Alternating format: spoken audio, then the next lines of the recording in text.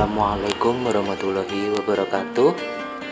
Kembali lagi bersama saya Fadila Setiadi di minggu kedua PPL Mandiri dari rumah.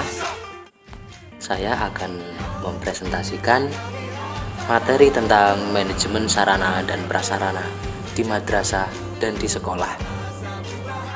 Sebelum kita masuk ke materi, alangkah baiknya saya akan memaparkan beberapa materi yang akan saya jelaskan nanti. Yang pertama ada pengertian manajemen sarana dan prasarana. Lalu yang kedua, apa saja prinsip dan tujuan manajemen sarana dan prasarana. Lalu materi yang ketiga, bagaimana pengelolaan sarana dan prasarana. Lalu materi yang keempat atau yang terakhir, apa saja sih standar sarana dan prasarana. Langsung kita masuk ke materi manajemen sarana dan prasarana. Manajemen. Definisi manajemen berasal dari kata to manage, yang berarti mengatur atau mengelola. Manajemen itu suatu proses perencanaan, pengorganisasian, pengarahan, pengendalian yang dilakukan untuk mencapai tujuan. Dan sarana itu sendiri yang berarti secara bahasa adalah alat yang secara langsung menunjang proses jalannya tujuan. Contohnya mungkin sarana itu seperti ruang. Contohnya sarana itu mungkin seperti ruang kelas, perpustakaan, lab, dan sebagainya. Nah, kan di sini ada dua kata, yaitu sarana dan prasarana. Pasti kan berbeda. Di sini ada perbedaan sarana dan prasarana. Sarana itu segala macam peralatan yang digunakan untuk memudahkan proses belajar ataupun mengajar, seperti ruang kelas, meja, kursi, dan sebagainya. Lalu prasarana itu segala macam peralatan, kelengkapan, ataupun benda-benda yang secara tidak langsung bisa digunakan guru dan murid untuk memudahkan penyelenggaraan pendidikan, seperti taman, gazebo, gedung, dan sebagainya. Manajemen sarana dan prasarana menurut beberapa tokoh, yaitu yang pertama Sulistiorini. Manajemen sarana dan prasarana sebagai proses kerjasama pendayagunaan semua sarana prasarana pendidikan secara efektif dan efisien. Lalu ada tokoh lagi yang bernama Mulyasa.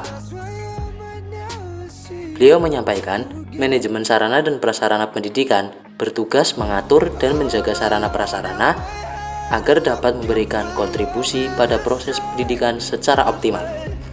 Lalu ada pendapat yang terakhir, yaitu Rugaiyah. Di sini manajemen sarana prasarana itu kegiatan yang dilakukan sekolah dalam menunjang seluruh kegiatan, baik kegiatan pembelajaran maupun kegiatan yang lain, sehingga seluruh kegiatan berjalan dengan lancar. Nah, manajemen sarana dan prasarana itu juga mempunyai prinsip. Di sini ada beberapa prinsip. Yang pertama, prinsip pencapaian tujuan, prinsip efisiensi, prinsip administratif, prinsip kejelasan tanggung jawab, dan yang terakhir ada prinsip kekohesifan. Lalu saya akan menjelaskan tentang tujuan manajemen sarana dan prasarana itu sebenarnya apa sih? Di sini yang pertama, untuk mengupayakan pengadaan sarana dan prasarana sekolah melalui sistem perencanaan dan pengadaan yang hati-hati dan seksama. Lalu tujuan yang kedua, untuk mengupayakan pemakaian sarana dan prasarana sekolah secara tepat dan efisien. Tujuan yang terakhir atau yang ketiga, untuk mengupayakan pemeliharaan sarana dan prasarana pendidikan. Lalu manajemen sarana dan prasarana itu ada pengelolaannya ya guys. Yang pertama, perencanaan sarana dan prasarana pendidikan merupakan suatu proses analisis dan penetapan kebutuhan yang diperlukan. Pengelolaan yang kedua ada pengadaan. Pengadaan itu Proses kegiatan mengadakan sarana dan prasarana yang dapat dilakukan dengan cara membeli, menyumbang, hibah, dan lain-lain.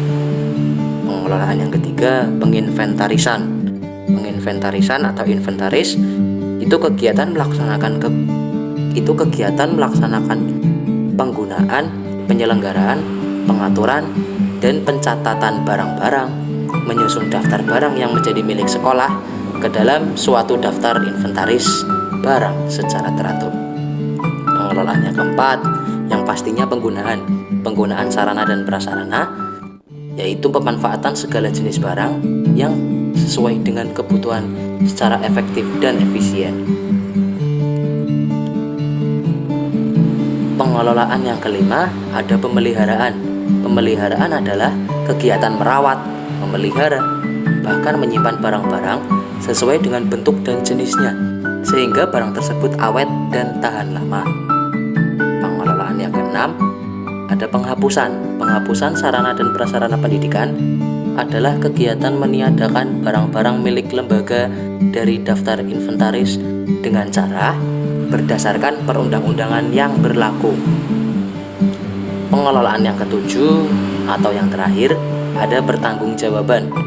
Penggunaan barang-barang di sekolah harus dipertanggungjawabkan dengan cara membuat laporan penggunaan barang-barang tersebut yang diajukan oleh pimpinan. Berikut ada standar sarana dan prasarana sekolah. Yang pertama, ada sekolah dasar atau MI. Sebuah sekolah dasar atau MI sekurang-kurangnya memiliki prasarana sebagai berikut: ruang kelas, ruang perpustakaan, lab IPA atau laboratorium IPA, ruang pimpinan, ruang guru, tempat beribadah atau musola, ruang UKS, WC, kloset, kamar mandi, gudang, ruang sirkulasi, dan tempat bermain atau berolahraga seperti lapangan. Lalu, standar sarana prasarana sekolah menengah pertama yang biasa kita sebut SMP atau MTS, Madrasah Tsanawiyah.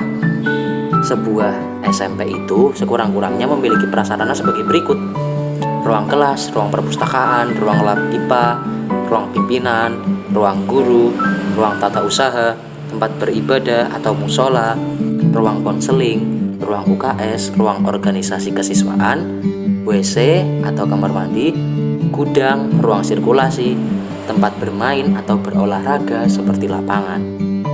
Lalu standar sarana dan prasarana sekolah yang di SMA atau sekolah menengah atas maupun madrasah aliyah. Sekurang-kurangnya itu memiliki prasarana sebagai berikut, yaitu ruang kelas, ruang perpustakaan, ruang laboratorium biologi, ruang laboratorium fisika, ruang laboratorium kimia, ruang laboratorium komputer, ruang laboratorium bahasa, ruang pimpinan, ruang guru, ruang tata usaha atau TU, tempat ibadah seperti musola, ruang konseling atau yang biasa kita sering temui yaitu ruang guru BK, atau ruang UKS, ruang organisasi kesiswaan, WC, kamar mandi, gudang, ruang sirkulasi, dan tempat bermain atau berolahraga seperti lapangan. Mungkin itu saja yang dapat saya sampaikan pada materi minggu kedua ini. Kurang lebihnya mohon maaf. Wabillahi taufiq wal hidayah. Wassalamualaikum warahmatullahi wabarakatuh.